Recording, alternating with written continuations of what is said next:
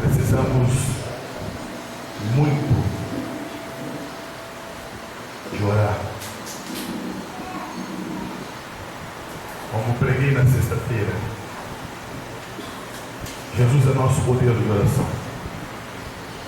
Sendo Ele Deus, sendo Ele Senhor, Ele não abriu mão da vida de oração. E Ele não orou, amados, para nos deixar o exemplo. Talvez alguns já, Ele orou para ser o modelo. Não. Ele orou porque Ele amava o Pai. Ele orou porque Ele viveu em sujeição, em submissão plena, total e absoluta à vontade do Pai. E se Ele, sendo Deus, sem pecado, pautou o seu ministério na oração, quem somos nós para considerarmos e acharmos que poderemos sermos vitoriosos, fazer a vontade de Deus sem orarmos, sem viver no vida de oração? Eu quero convidar a igreja para se colocar de pé e nós vamos fazer a leitura do texto desta manhã. Livro de Êxodo, capítulo 14, versículo 15.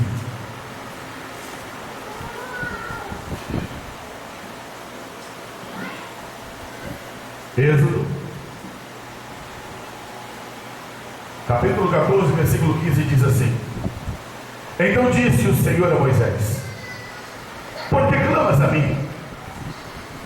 Dize aos filhos de Israel que marchem.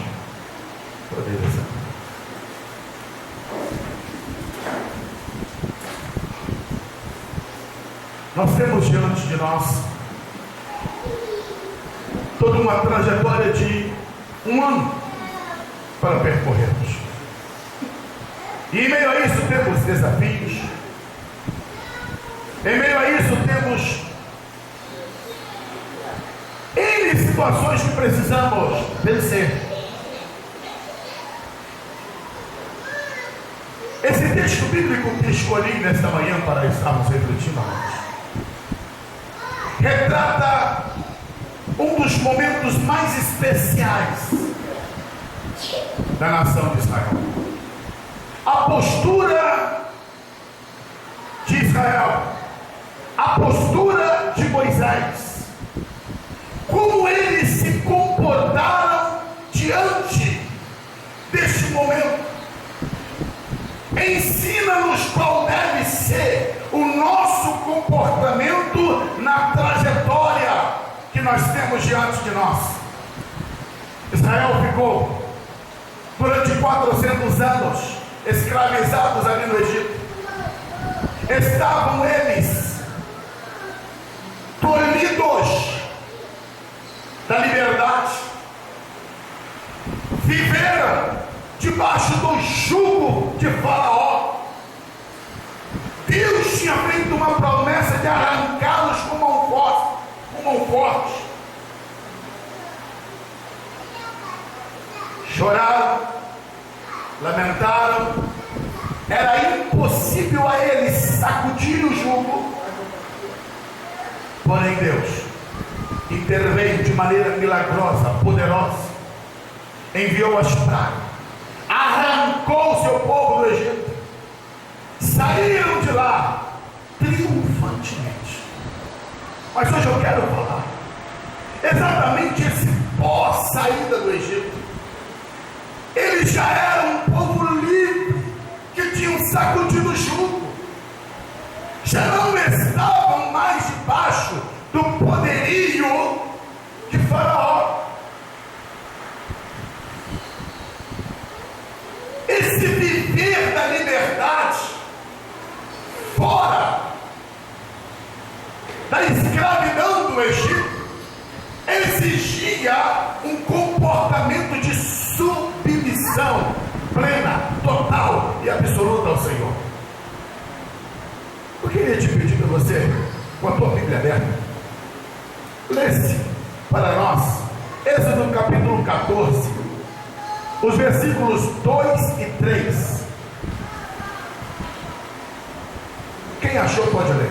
Diz aos filhos de Israel que voltem e se acampem junto a Pi-Hahirote, entre Migdol e o mar. Assentareis o acampamento junto ao mar, diante de Baal seu povo. Então o faraó dirá aos filhos de Israel: estão desorientados na terra, no deserto, com sem Senhor. Saíram do Egito, já estavam livres. A Bíblia diz que Deus ordenou um acampamento. Foi Deus que ordenou que eles se acampassem, amados, ali de frente do mar. Eu aprendo aqui, não é o foco da mensagem, mas apenas para entendermos o pano de fundo que queremos falar, que quando nós estamos caminhando com o Senhor, você não pode fazer as coisas do teu jeito. A caminhada cristã exige total e absoluta dependência de Deus. Saíram eles e não foram caminhar segundo o molde do que eles queriam. Deus ordenou: acampe-se. Por quê? Porque Deus tinha um propósito para eles ali. Existem momentos de avançar, e é o que eu quero falar hoje. Mas existem momentos que devemos parar para ver Deus. Existem momentos que precisamos esperar o que Deus vai fazer. A precipitação tem levado muitos à ruína espiritual. Quantas vidas destroçadas, destruídas, quantos ministérios que ruíram exatamente pela ausência de submissão ao Senhor. O texto bíblico apresenta que Israel se acampou diante do mar vermelho.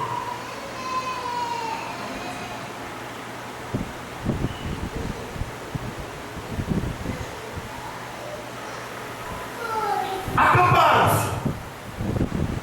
Enquanto eles estavam ali acampados, irmãos, o que aconteceu? Faraó, lá no Egito, se despertou que Israel estava perdido, que Israel estava sem alvo. Saiu do coração de Faraó o desejo ardente, maquiavélico, de ir atrás de Israel. Faraó considerou-se um perdedor, pois ele havia perdido ali, conforme a Bíblia diz, 600 mil homens, sem contar mulheres e crianças, 600 mil escravos, mão de obra de graça. Considerando ele essa perda que ele teve, a Bíblia diz que ele então resolveu ajudar o seu exército e ir contra Israel. Eu quero que você acompanhe comigo, eu vou ler a partir do versículo 5 do capítulo 14. Olha o que diz: sendo pois anunciado ao rei do Egito que o povo fugia, mudou-se o coração de Faraó e dos seus oficiais contra o povo, e disseram: que é isso que fizemos? Deixando ir a Israel, para que não nos sirva. Assim aprontou Faraó a seu carro, tomou consigo o seu povo, tomou também 600 carros escolhidos, e todos os carros do Egito, e capitães sobre todos eles. O Senhor endureceu o coração de Faraó, rei do Egito, para que perseguisse os filhos de Israel, que estavam marchando afoitamente. perseguiram os egípcios, tomando os cavalos e carros de Faraó, e os seus cavaleiros e seu exército, e o alcançaram acampados junto ao mar, perto de Piairote, diante de Baal Zephon. Você consegue entender o que está ocorrendo aqui nesse texto? O controle absoluto que Deus tem sobre todas as coisas. Ei, amado, é por isso que nós temos que depender de Deus. Existem coisas que ocorrem na tua vida que você não entende, você não sabe, mas Deus lá dos altos céus, Ele está contemplando. O povo de Israel estava ali acampado. Escuta isso: calmos, serenos e tranquilos, com uma paisagem de vista para o mar, sentindo a brisa que vinha do mar, debaixo da proteção da coluna de nuvem, aquecidos à noite pela coluna de fogo. Tudo bem, tudo tranquilo, tudo em paz. Escuta, quando eu vos disse, esse texto apresenta duas questões: o povo de Israel e Moisés. Ei, o povo de Israel estava acampado, tinha obedecido ao Senhor, sim, mas não sabia o que estava para acontecer. Moisés estava acampado junto com o povo, mas ele tinha revelação de Deus do que estava para acontecer.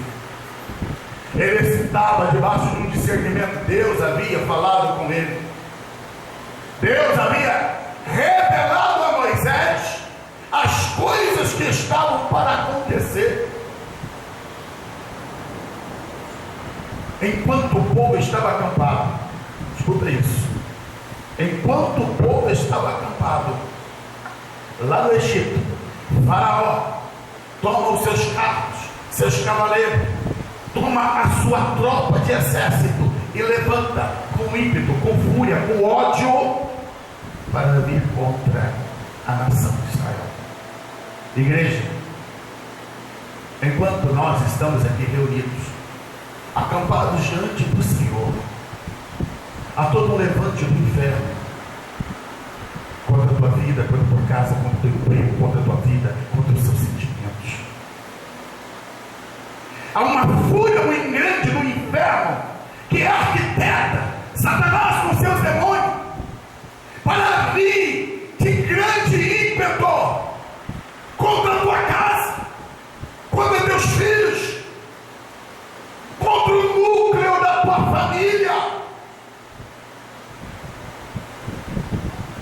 Se não houver da tua parte o discernimento, a compreensão, o entendimento que o Deus Todo-Poderoso tem o controle de tudo e que Ele tem o controle da tua vida, você se torna presa fácil do inimigo, você se torna presa de Satanás. Quantos que tem retrocedido diante dos ataques do reino das trevas? A lista é enorme, a lista é grande, mas o que Deus quer falar contigo nesta manhã é que Ele não quer que o teu nome esteja entre a lista daqueles que estão retrocedendo. Teu nome tem que estar escrito no livro da vida, teu nome tem que estar escrito entre os vitoriosos, entre aqueles que vencem, que não se prostram, que não se dobram, que não recuam, que não retrocedem juntamente com o inimigo. Eu olho para esses versículos que acabamos de ler aqui e vejo, primeiro, fúria. Ele saiu furioso, com uma fúria descabida. Escuta, o inimigo não aceita perder. Já falei algumas vezes aqui, repito, irmãos, não existe despedida para o reino das trevas. Não pense que você que caminhou no pecado, viveu, e depois você levantou a mão para Jesus e disse: olha, adeus, reino das trevas, adeus, Satanás, vou fazer a vontade de Deus, está tudo tranquilo, fica para lá, eu estou para cá. Não existe isso. Enquanto você viver, Ele vai vir atrás de você, Ele quer te destruir, Ele quer te colocar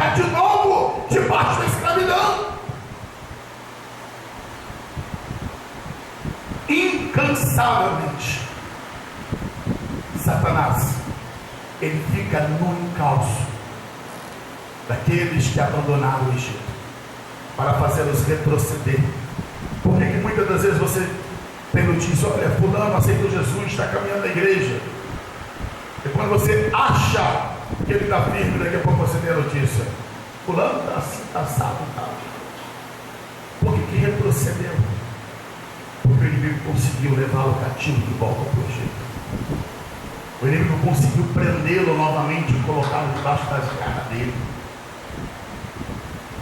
Satanás, ele tem fúria. Satanás, ele tem um exército. Faraó, ele saiu com 600 carros escolhidos, fora os outros. Cada carro desse um capitão. Ele não foi para encontrar com Israel para negociar, irmãos. Ele não saiu para ter um encontro com Moisés, para um diálogo. Não. Saiu para a guerra. Saiu para matar. A intenção dele era matar parte dos israelitas, e por meio dos assassinatos, genocídio ali, levaria o restante de volta.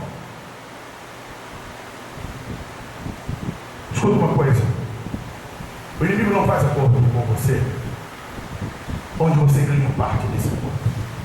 Porque Jesus, ele disse que Satanás, ele veio para roubar, matar e destruir.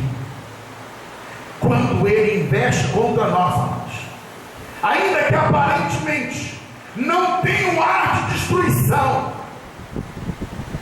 da parte dele a ordem é matar e destruir tua vida.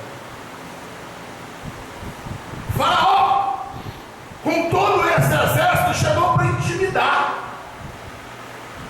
Afinal de contas, Israel conhecia o poder do Egito. Foram escravos durante anos, e eles sabiam exatamente qual era a ação punitiva que o Egito tinha sobre seus escravos. Aquele dia que despontou e chegou a notícia de que Faraó está chegando, e que eles viram de longe a aproximação, amados, foi um dia de impactar o arraial de Israel. Sabe por quê? Porque quando estavam eles acampados, havia uma serenidade, alegria, tudo tranquilo. Havia da parte deles ali um momento de êxtase. Saíram do Egito, estavam livres, estava tudo bem. Se você olhasse para todos, estava todos igual, povo de Deus. Agora, quando chegou a notícia, escuta, quando chegou a notícia que Faraó estava ali com o exército, opa, mudou o quadro, mudou o cenário. Agora as coisas já não eram mais as mesmas. Havia uma mutação, houve uma mudança, houve uma reação. Por favor, acompanha na Bíblia, versículo 10. A Bíblia diz assim: aproximando-se Faraó, os filhos de Israel levantaram os olhos, viram os egípcios que vinham atrás deles, temeram muito e clamaram ao Senhor. O que encontramos aqui? O medo. Por favor, irmãos, se folhearmos as páginas anteriores, o que vamos encontrar? Um Deus que abateu o Egito, um Deus que enviou 10 pragas, que humilhou o Egito. E o que encontramos agora? O Egito vindo em direção a Israel, e Israel temendo, clamando de medo. Qual é o Deus que você serve? A hora que define a tua fé é a hora que a luta chega, é na hora que a prova chega, é na hora que as batalhas se levantam que vai nos definir. enquanto as coisas estão tudo bem, somos todos iguais, somos todos serenos, calmos, tranquilos, mas é a prova, é a dificuldade que vai fazer a diferença, que vai revelar de fato o que está no nosso coração, que vai manifestar que tipo de fé em que pela qual nós estamos vivendo. Por medo, clamaram. Mas o versículo 11 e 12 revela agora uma outra característica deles. O 11 diz assim: disseram a Moisés: foi por não haver sepulcros no Egito que nos tiraste de lá para que morramos nesse deserto? Por que nos fizeste isso, tirando-nos do Egito? Não é isto que te dissemos no Egito: deixa-nos que sirvamos aos egípcios, pois melhor nos fora servir aos egípcios do que morrermos no deserto. Isso é forte. Encontramos aqui a murmuração, a afronta à autoridade, a postura de reagir negativamente aos desígnios de Deus. Quem arrancou o povo do Egito não foi Moisés, foi Deus. E agora o povo reage de maneira negativa, murmurando, sem fé, sem convicção, afrontando Moisés. Por que nos tirou do Egito, Moisés? Lembrando, dias, momentos atrás, estavam eles celebrando porque saíram do Egito. Mas agora estão eles reclamando porque saíram. Importando. É uma lição muito forte aqui, irmãos. Os egípcios disseram para Moisés: preferimos continuar sendo escravos lá do que morrermos aqui. Deixa eu dizer uma palavra para você: é melhor morrer no deserto debaixo da direção de Deus do que passar a vida inteira sendo escravo no Egito debaixo do jugo do faraó.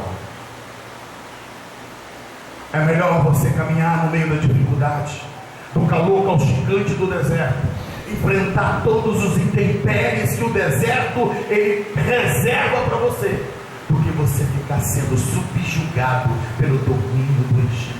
Esta fala desses aqui era uma fala daqueles que não querem lutar, não creem que Deus pode reverter a situação. Saíram do Egito com uma promessa de morarem numa terra em que pela qual mana leite e mel, mas a adversidade que se postulou diante deles ali fez eles recuarem o coração e dizer: preferia continuar sendo escravo lá no Egito. Pastor, mas eu nunca disse isso, será? Quantas vezes vejo cristãos dizendo: olha, quando eu não era crente eu não passava por isso, quando eu não era cristão, eu estava lá no mundo lá, eu nunca enfrentei essas coisas. Você está dizendo exatamente como os egípcios disseram. Deus quer um povo que ame a Ele e seja disposto e predisposto a viver ou morrer, mas não abrir mão da vontade de Deus. O povo estava disposto a recuar para não morrer. Há um ponto aqui, e eu olho para esse momento aqui do povo todo exaltado, clamando, gritando com Moisés. Eles saíram do Egito, eram escravos, mas não saíram como escravos. Por favor, capítulo 13, versículo 18,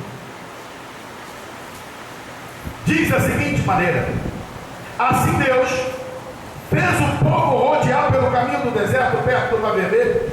Os filhos de Israel subiram da terra do Egito armados para a batalha.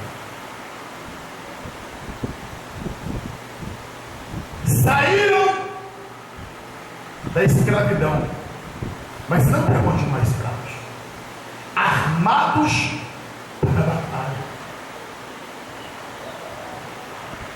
Eles saíram com uma postura de um exército, armados para enfrentar os inimigos que estariam na frente deles. Porém, quando o inimigo se manifestou, se demonstraram impotentes, não quiseram lutar, nem ao menos tentar defender a sua liberdade. Quais são os inimigos da igreja? Primeiro o diabo, depois o mundo, o terceiro é a tua carne. São os inimigos da igreja, são os inimigos que você possui. Deus quer que você revista-se das armaduras espirituais, para que você lute, peleje e que você vença. Agora, se você não tiver uma postura de guerreiro, de soldado de Cristo, você vai sucumbir em meio ao campo de batalha. Porque o teu inimigo não brinca de ser inimigo. A carne é um campo em raio de ação, onde Satanás, ele faz cumprir a vontade e os desejos dele. É na tua carne que Satanás, ele te tenta. Pela ausência de comunhão, de intimidade com Deus, de entrega ao Senhor, muitos crentes estão sendo derrotados dentro de si mesmo. É aí, dentro do coração.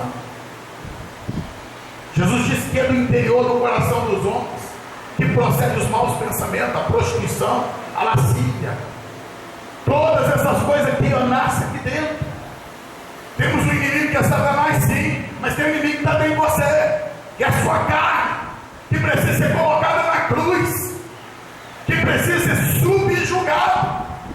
O eu, o nosso eu, se ele não for para a cruz, você é um derrotado por si mesmo. Você vai perder para você mesmo. Paulo, ele disse que é uma luta entre a carne e o espírito. Há uma batalha dentro de nós. O Espírito Santo te induz para você viver a santidade e a pureza. Te induz para você fazer a vontade do Pai. Mas a tua carne grita pelo Egito, grita de saudade pelas coisas do Egito, grita para ser satisfeito. O exército de Israel estava armado para lutar, porém, preferiu morrer do que lutar. Não morra antes de lutar. Não jogue a toalha, não se entregue. Crente tem que ser corajoso. Crente tem que enfrentar as lutas, as agrulhas, as dificuldades, sem recuar. A grande questão é que tem muito crente morrendo sem ao menos lutar, sem ao menos procurar em Deus forças para enfrentar as adversidades. Voltando ao texto bíblico, o exército de Faraó se desenha no horizonte, se aproxima da nação de Israel, e o povo, eufórico, pelo temor, pelo medo, grita, esperneia, vai para cima de Moisés, clamando, dizendo que deveria ter sepulcro no Egito, para que eles não fossem enterrados ali naquele deserto. Porém, irmãos, essa atitude do povo, a atitude de Moisés, é de um homem que ouve Deus, era de um homem que tinha a convicção que Deus estava com eles. E é isso que Deus quer para você. Moisés era parte do povo, mas não tinha comportamento do povo. Você é povo de Deus, igreja de Deus, mas você não tem que ser igual àqueles que recua, que retrocede, que murmura. Você tem que buscar a excelência. Pastor, mas fulano faz, Beltrano faz, ciclano é assim, a igreja tal é dessa maneira. Ei, se Moisés olhasse de um lado para o outro, de ponta a ponta, ele não tinha uma referência. Sabe qual é o ensino de Deus para nós? Quando você olhar de um lado para o outro e não encontrar uma referência, olha para cima. Jesus é a nossa referência, querido. Porque durante toda a trajetória, Ele foi o nosso modelo. Ele dependeu do Pai, Ele não se prostrou, não fez acordo com o inimigo. E olha que logo no início do ministério, o inimigo chegou lá para poder tentar derrubá-lo. Mas ele venceu pela palavra. Houve um alvoroço no meio do povo. Todos eles ficaram ali alvoroçados. E agora? E agora? E eles estavam cantados. Versículo 13. A Bíblia diz que Moisés, porém, olha a reação diferente, disse ao povo: não temais, estai quietos, vede o livramento do Senhor, que hoje vos fará. Aos egípcios, que hoje vistes, nunca mais vereis para sempre. O Senhor pelejará por vós, e vós os calareis. Essa é a postura. Moisés diz: ei, não temam, fiquem quietos, só observe o livramento de Deus, veja o livramento que Deus vai fazer. E ele diz: olhem para esses egípcios, porque vocês nunca mais vão ver. É a última vez. Porque eu vos disse no início, amados, Moisés tinha revelação, Moisés sabia exatamente o que Deus ia fazer. Revelação. Você precisa ter convicção. Deus está no controle das coisas. As coisas não vão desandar, as coisas não vão sair do trilho se você estiver debaixo da direção do Senhor, se você estiver ouvindo Deus, se você estiver debaixo do conselho do Senhor. Moisés entendeu: olha, o Senhor pelejará por nós. O Senhor está adiante, nossa guerra não é vossa. Nenhuma espada precisaria ser erguida por eles, pois o próprio Deus haveria de pelejar por eles.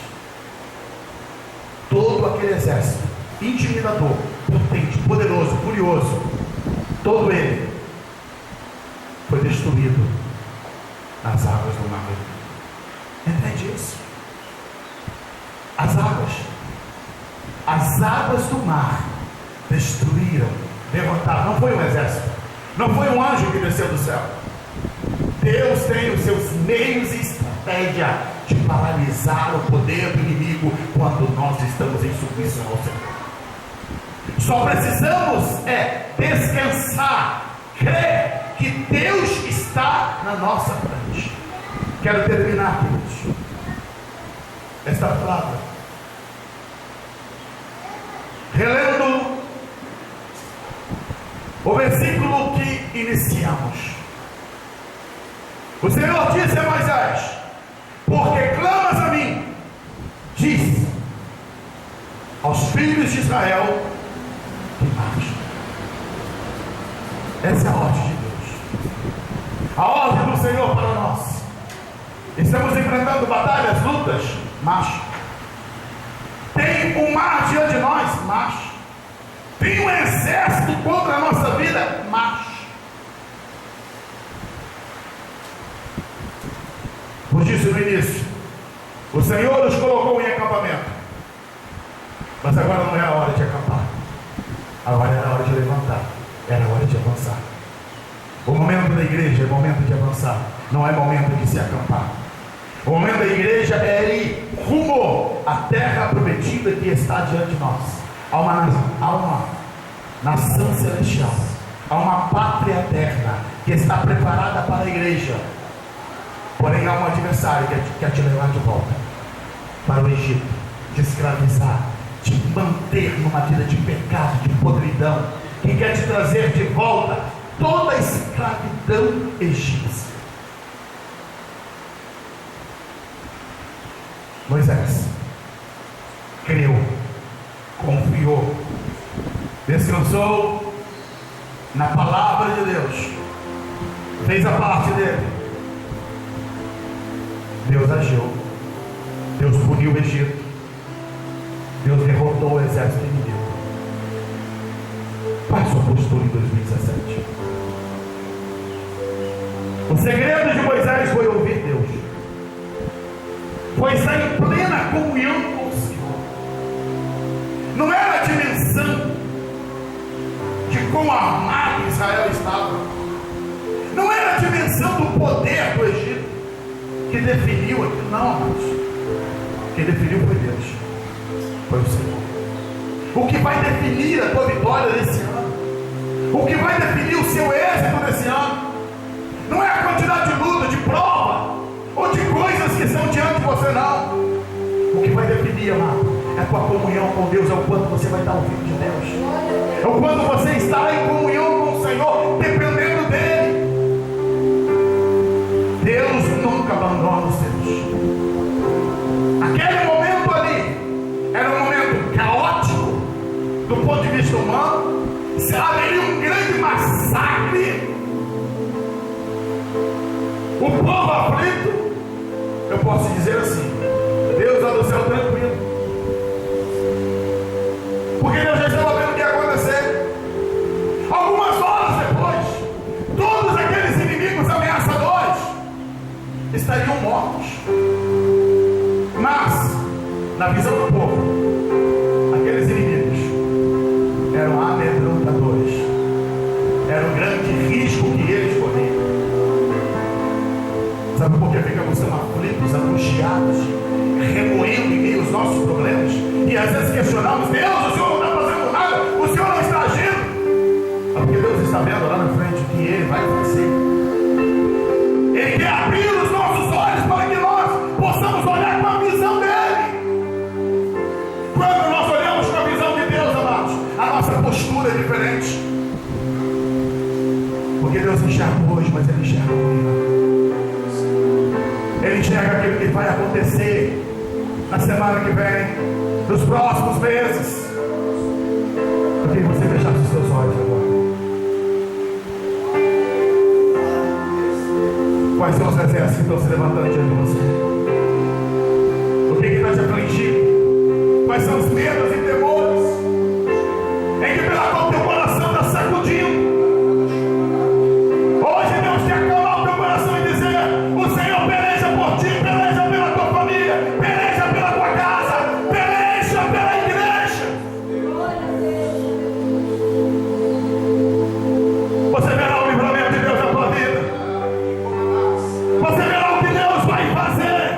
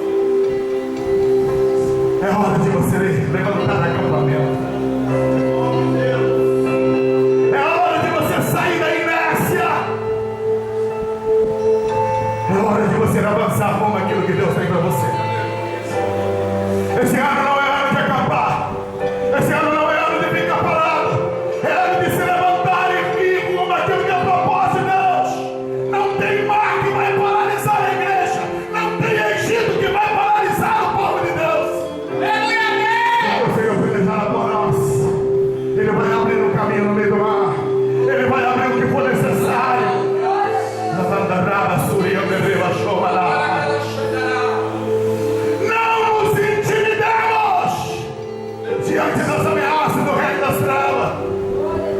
Maior é aquele que está em nós do que aquele que está no mundo. Maior é aquele que trabalha por nós, que move em nós. Eu não sei como está teu coração. Não sei quais são os temores. Mas neste momento eu quero orar com você. Coloca diante de Deus. O que te apavora? O que está te apavorando? As suas fraquezas, fragilidades. As falas do inimigo dizendo que você não vai conseguir, que você não pode, que você é uma derrotada, um fracassado. Ei, não dê ouvido à voz do inimigo. Dê ouvido à voz de Deus. É Ele que te chamou, é Ele que te escolheu, é Ele que te toma pelas mãos, é Ele que sustenta você, Ele te arrancou do jato de lodo, colocando os pés sobre a rocha, é Ele que vai te manter de pé até aquele último dia. Ele vai guardar o teu depósito. Ó Deus, nesta manhã nós oramos a Ti e clamamos, Deus, pela Tua misericórdia. Deus, restaura a fé, a confiança.